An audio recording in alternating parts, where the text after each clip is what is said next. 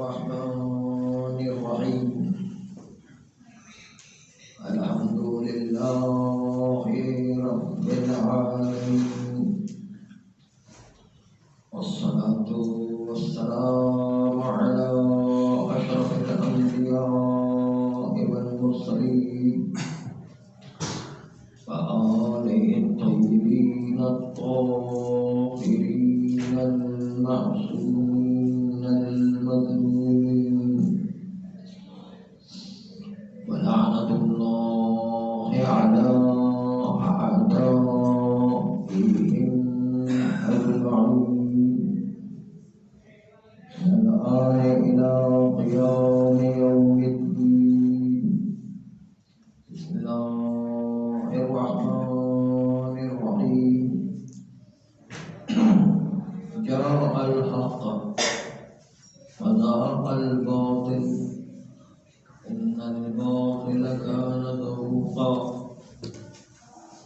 وقال أيضا نريد أن نمن على الذين استضعفوا في الأرض ونجعلهم أئمة ونجعلهم الوارثين وقال أيضا فمن تبعني فهو مني ومن عصاني فهو غفور رحيم وقال أيضا أشرقت الأرض بربها صلوات اللهم صل على محمد.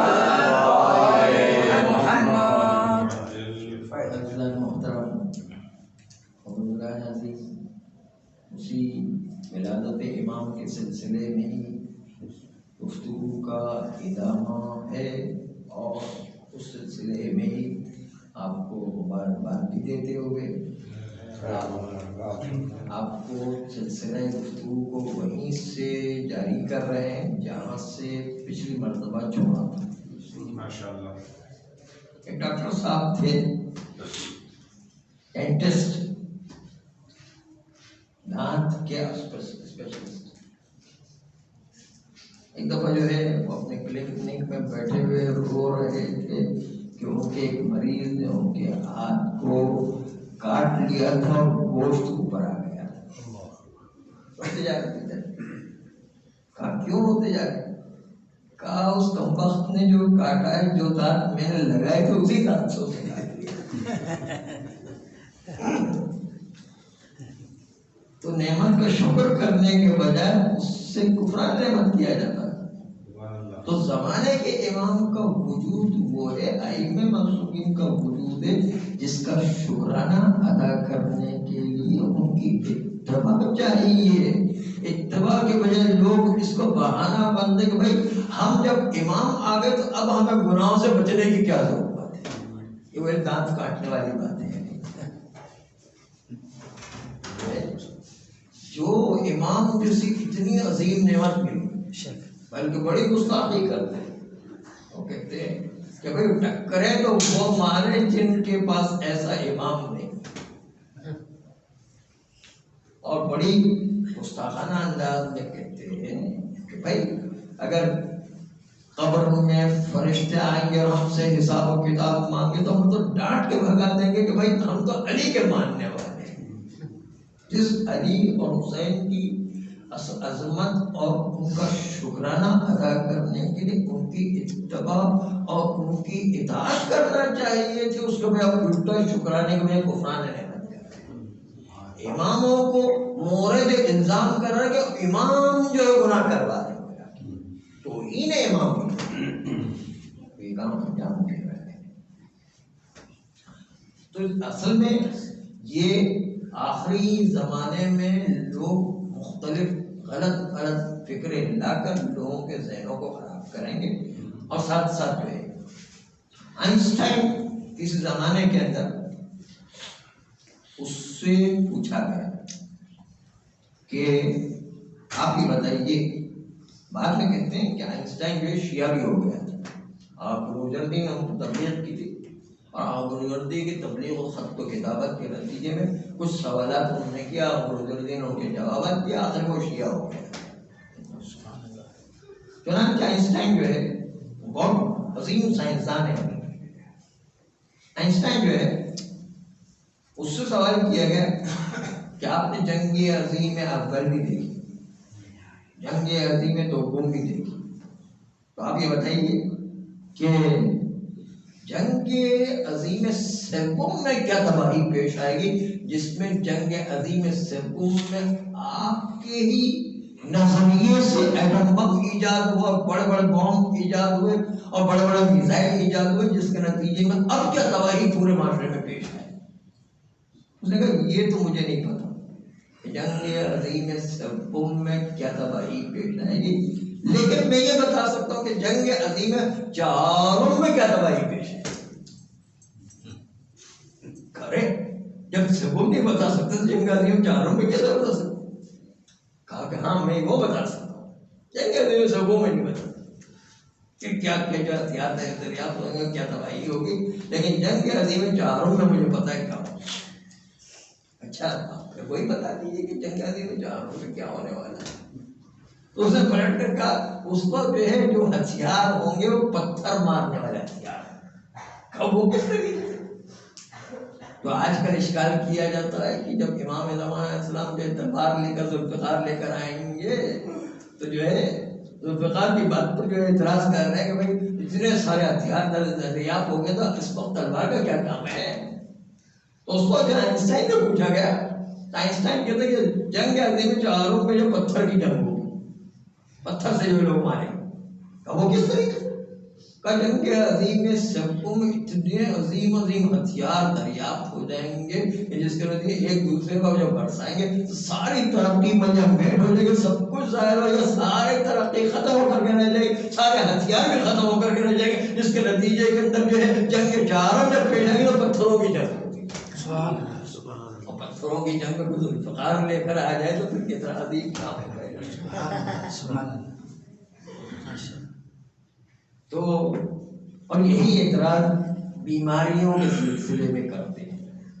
آج کل کی جو میڈیکل سائنس کے جتنے بھی اسٹوڈنٹس ہیں کچھ پڑھ لیا انہوں نے، اعتراض کرتے کہ بھائی بیماریوں کے علاج کے لیے اتنی دعائیں مانگی گئی، جیسے جو ہے یہ دعا کہ لی خمس اطفی بها حر الوباء الحاطمہ المصطفیٰ والمرتضی وابناؤہما والفاطمہ۔ یہ جو دعا مانگی جاتی ہے پنجتن کے وسیلے سے وہ جو پھیلنے والی بیماری اور غیر پھیلنے والی تبدک کی بیماری ہے وہ سب کی سب پروردگار عالم ہم سے دور فرمائے۔ دعا جو ہے کرنے کے نتیجے میں ہم سے میڈیکل سائنس والے کہتے ہیں اتنی بیماریوں کے علاج دریافت ہو گئے کہ ساری بیماریوں کو جڑ سے اس میڈیکل سائنس نے اکھاڑ کے پھینکا۔ اب کوئی سی بیماری نہیں ہے تو یہ دعاؤں کی کیا ضرورت؟ اب مولوی لوگ پرانی دعائیں لے کر کے بیٹھے ہوئے، اب دعائیں جو ہے اس کی ضرورت کیا؟ سارے میڈیکل سائنس نے ختم کر کے رکھ دی۔ لیکن اس کا جواب کورونا ہے۔ کورونا اتنا چھوٹا سا جراثیم جو نظر بھی نہیں آتا۔ آپ یہ کہتے ہیں کہ ساری بیماری ختم کر دی، کورونا نے پوری دنیا کے حالات کو اتنا تبدیل کر دیا کہ جو ہے جو لوگ کہتے تھے کہ بھائی چلو بیماریاں جو ہے پاکستان جیسے ملک میں یا انڈیا میں یا جہاں پر گندگی زیادہ ہو رہا ہے، تھرڈ ورلڈ کے اندر جو ہے کیونکہ وہاں پر جو ہے حالات اتنے اچھے نہیں، وسائل اتنے اچھے نہیں، اس لیے بیماریاں پھیلا کرتی، لیکن یہ کورونا کے وائرس نے ثابت کر دیا کہ یہ جو ہے صرف اس وجہ سے نہیں ہے کہ جو ہے اس میں جو ہے گندگی وغیرہ ہوا کرتی، بلکہ سب سے زیادہ وائرس کو جو اثر انداز کیا وہ امریکہ اور کینیڈا مختلف جو ہے یورپ کے ممالک میں سب سے زیادہ اثر ہوا ہے۔ بس یہ اعتراض بھی ان کا فضول ہے، جس ذوالفقار پر اعتراض کر رہے ہیں، بیماریوں پر دعاؤں پر اعتراض کر رہے ہیں، یہ بھی اعتراض ان کا فضول ہے۔ آئیے 3 حدیث جو ہے مولا حسین کی آپ کے سامنے پیش کریں۔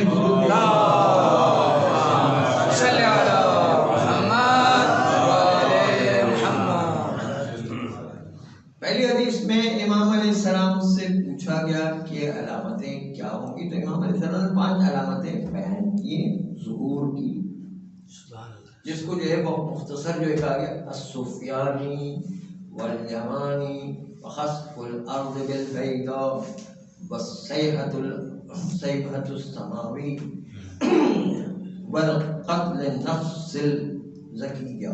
یہ 5 چیزیں جو ہے امام علیہ السلام نے ذکر کی، یہ 5 علامتیں ہیں جس سے امام علیہ السلام کے ظہور کا وقت پہچانا جائے گا۔ سبحان اللہ سبحان اللہ۔ ایک جو ہے سفیانی کا ظہور، دوسرا یمن سے قیام کرنے والے کا ظہور، تیسرا زمین پیدار مقام پر دھس جائے گی، چوتھا جو آسمانی چیخ جو آئے گی، اور پانچویں قتل نفس زکیہ جو ہے، یہ 5 علامتیں ذکر کی۔ پھر جو امام علیہ السلام نے جو تیسری حدیث کہی وہ بالکل اس کے اپوزٹ ہے، یہی بتانا بالکل اپوزٹ ہے، یعنی گویا کہ یہ پہلی والی حدیث کو ختم کر رہی ہے۔ اور اسلام میں ایسا بہت ہوتا ہے کہ بہت سی جہاد ہوتی ہیں کہ جو اس کو مد نظر رکھا ہے۔ دوسری حدیث میں امام علیہ السلام سے پوچھا گیا کہ ہم امام کو پہچانیں گے کس طرح؟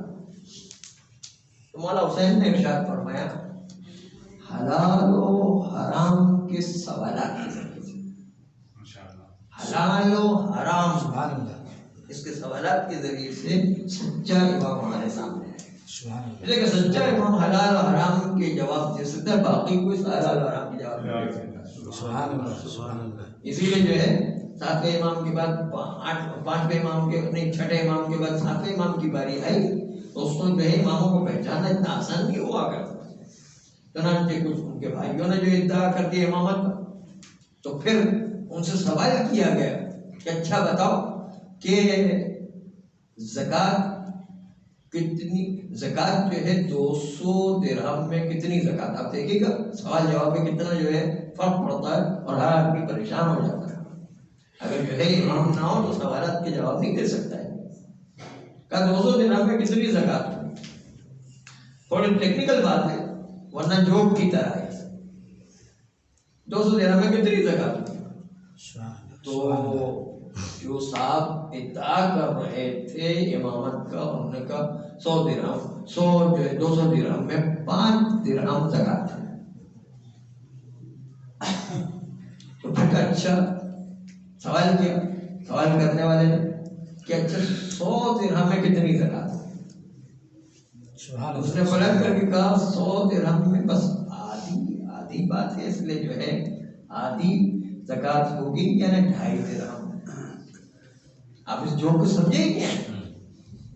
اصل میں یہ جوک تھا، لیکن اس جوک کو ٹیکنیکل بات سننے کے سمجھنے کی ضرورت ہے۔ اس کو سمجھنے کے لیے جو ہے دوسری بات ہے اس کا، جو ہے عام طور پر جو ہے جب انسان سفر کے لیے نکلتا ہے تو اس وقت جو ہے وہ سفر میں قصر نماز پڑھی جاتی ہے۔ جب قصر نماز پڑھتے تو جو ہے ساتھ قافلے والے پوچھتے ہیں کہ بھائی، بڑے پڑھے لکھے لوگ پوچھتے ہیں کہ بھائی 4 اور 4 اس کی آدھی 2 رکعت ہو جاتی ہے، تو مولانا صاحب مغرب کی نماز کہاں آدھی ہوگی؟ وہ سمے اللہ پر آدھی ہوگی یا رکوع میں جا کر آدھی ہوگی؟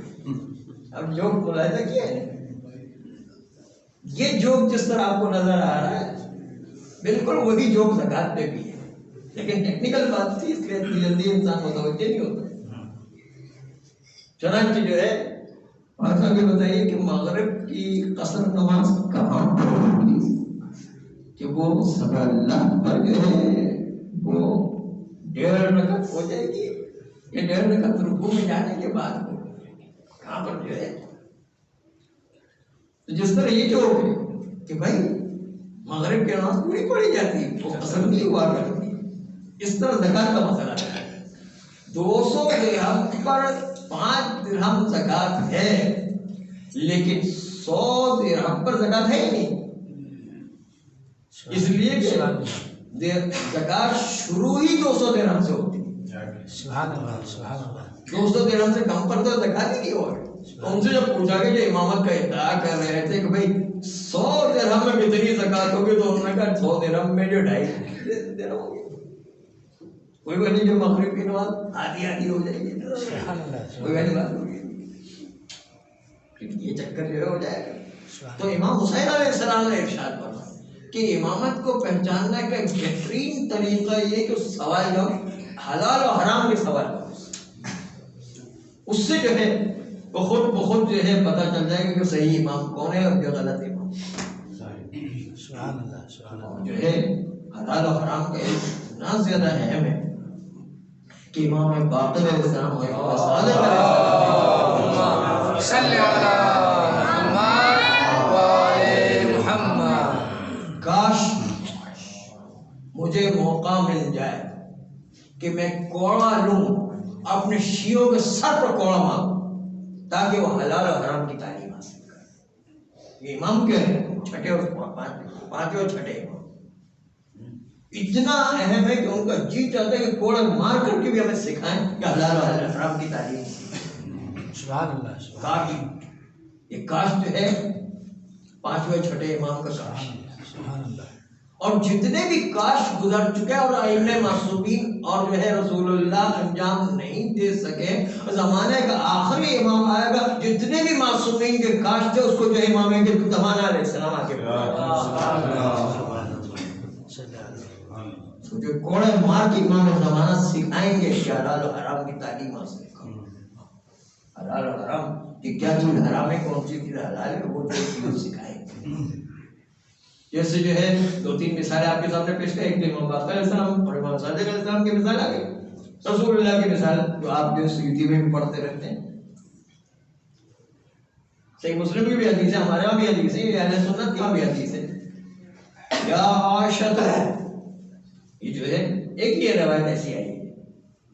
یا عائشہ لولا قومک حدیثا فی الاسلام لہدمت الکعبۃ وجعلت لها بابین. کیا کہتے ہیں، سبحان اللہ. سبحان اللہ. ہم نے حدیث پڑھی ہوئی کہ اے عائشہ تمہاری قوم اگر نیا نیا اسلام نہ لائی ہوتی، کیا کہنا ہے؟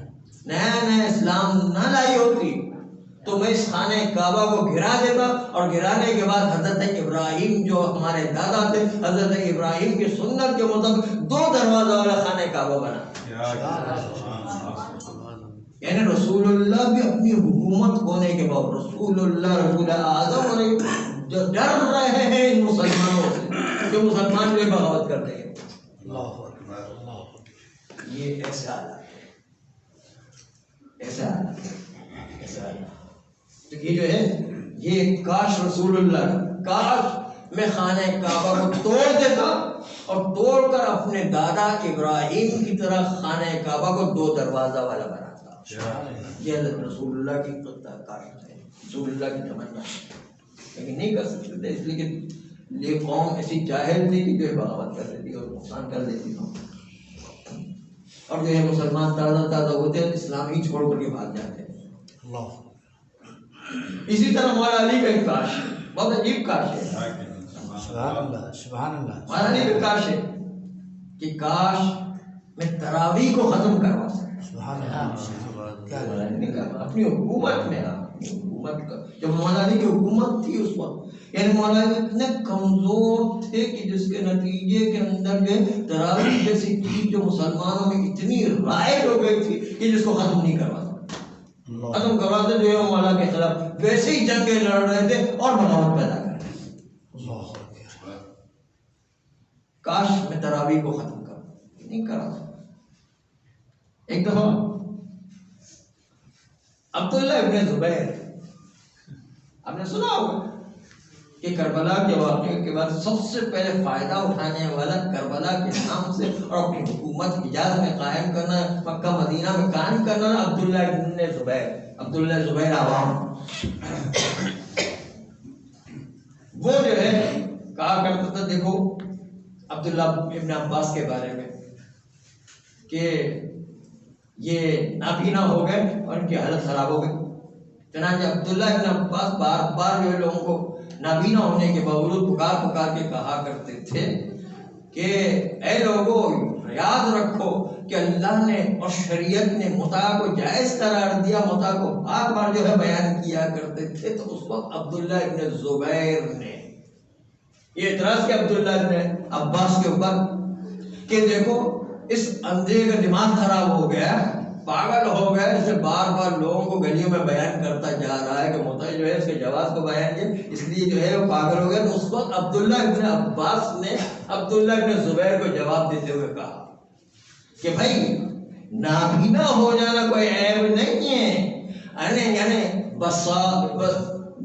بصیرت کا اور بصارت کا ہونا کوئی ضروری نہیں ہے، بصارت سے زیادہ اہم چیز ہے انسان کے پاس بصیرت نہ ہو۔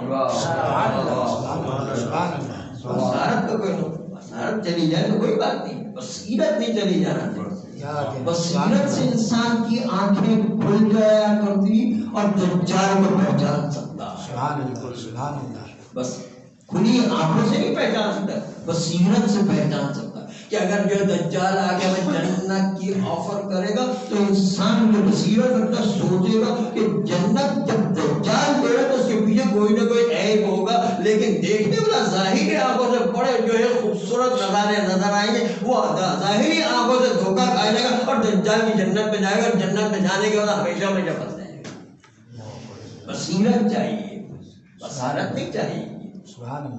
اور پھر جو ہے ابن عباس نے کہا کہ جا کر کے تم اپنی ماں سے پوچھو کہ تمہارا اپنا وجود کہاں سے آیا۔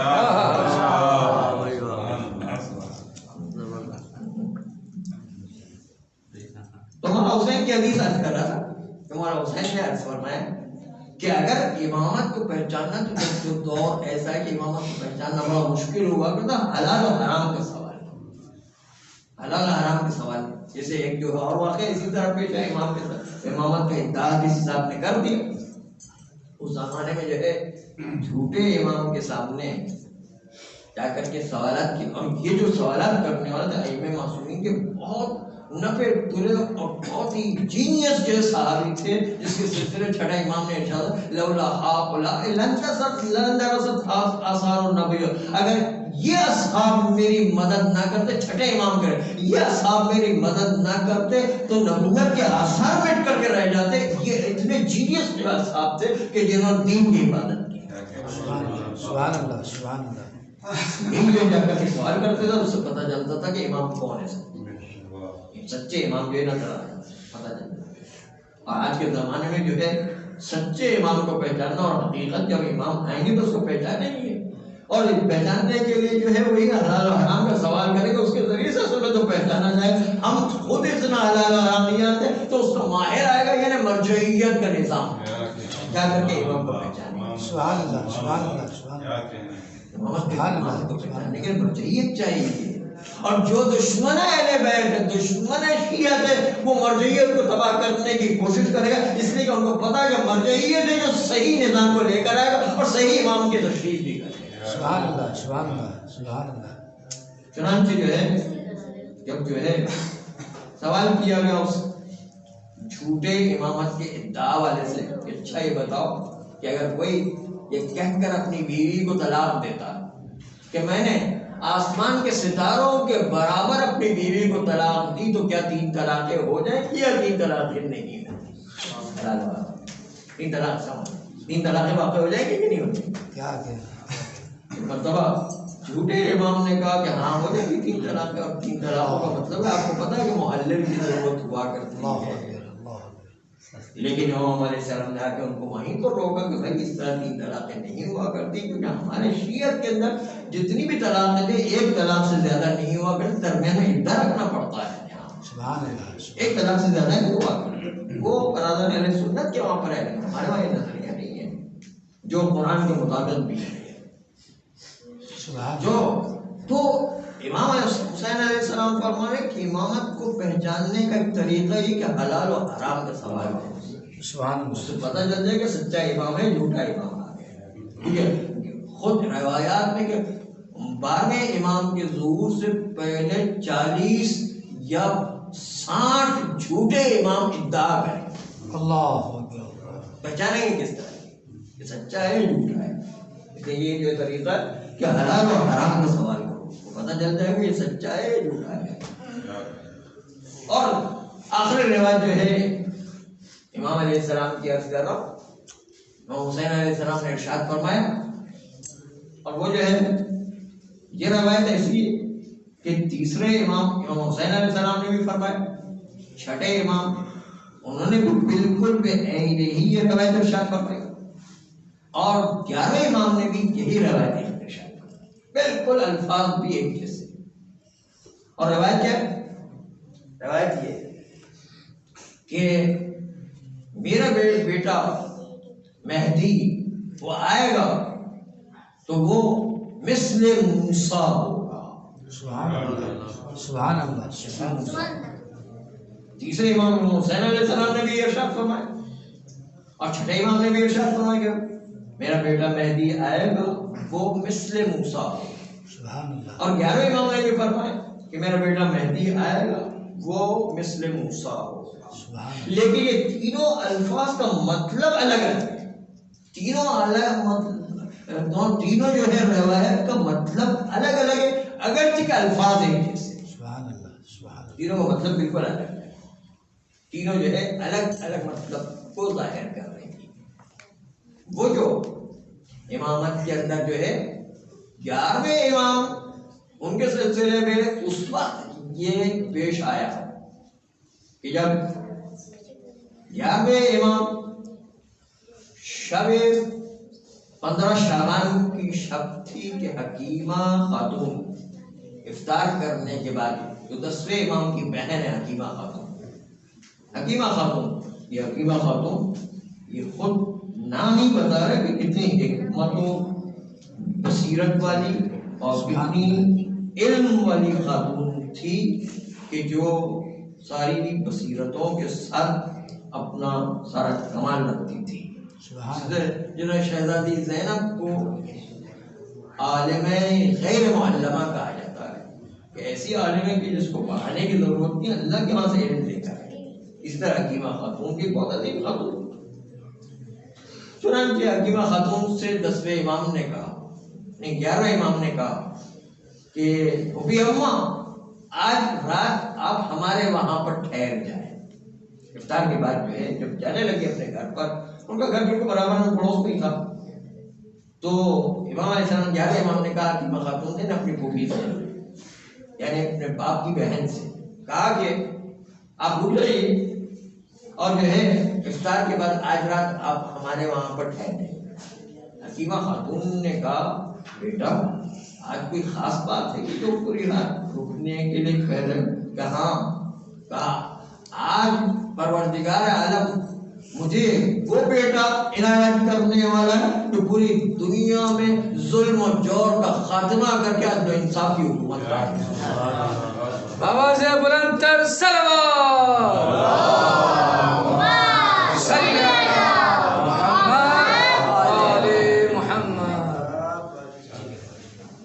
پوری دنیا میں جو ہے عدل انصاف قائم کرے۔ سبحان اللہ۔ حکیمہ خاتون نے 11ویں امام سے پوچھا کہ کس طرح کیسے جو ہے ولادت ہونے والی اور کس خاتون سے ہونے والی؟ سبحان اللہ۔ کہا نرجس خاتون سے۔ کہا نرجس خاتون تو ابھی افطار میں میرے ساتھ بیٹھی ہوئی تھی اور کوئی ایسا آثار، اس کے باوجود جو ہے وہ آپ کیسے کہہ رہے ہیں کہ جو ہے نرجس خاتون سے جو ہے بیٹے کی ولادت ہونے والی؟ ان میں تو کوئی آثار ہی نہیں ہے۔ سبحان اللہ سبحان اللہ۔ تو اس وقت 11ویں امام نے یہ جملہ کہا کہ میرا بیٹا، یہ میرا بیٹا جو آنے والا مہدی ہے وہ مثل موسیٰ ہے، جس طرح حضرت موسیٰ کی والدہ کو ایک لحظے پہلے بھی پتہ نہیں تھا کہ حضرت موسیٰ علیہ السلام کی ولادت ہونے والے، ایک لحظے پہلے، ایک گھنٹے پہلے، ایک دن پہلے، ایک ہفتے پہلے کی بات ہے، ایک لحظے پہلے بھی ماں کو خود کو نہیں پتا کہ مجھے بیٹا ہونے والا ہے۔ اسی طریقے سے نرجس خاتون کو ایک لمحے پہلے پتہ نہیں تھا کہ میرے وہاں بیٹے کی ولادت ہے۔ اس لیے اس کا میرا بیٹا مثل موسیٰ ہے، اس جہت نے کہ ولادت میں حمل بالکل چھپا رہے گا، پتہ ہی نہیں چلے گا، اور آخری لمحے میں جب ولادت ہونے والی ہو تب ماں کو پتہ چلے گا کہ ولادت۔ یہ اس کا مطلب یہ تھا مثل موسیٰ کا ولادت جو ہے اس میں عمل کا چھوٹ جانا ہے۔ دوسری طرف سے آئیے چھٹے امام نے ارشاد فرمایا کہ میرا بیٹا مہدی مثل موسیٰ ہے، اس کا کچھ اور مطلب ہے۔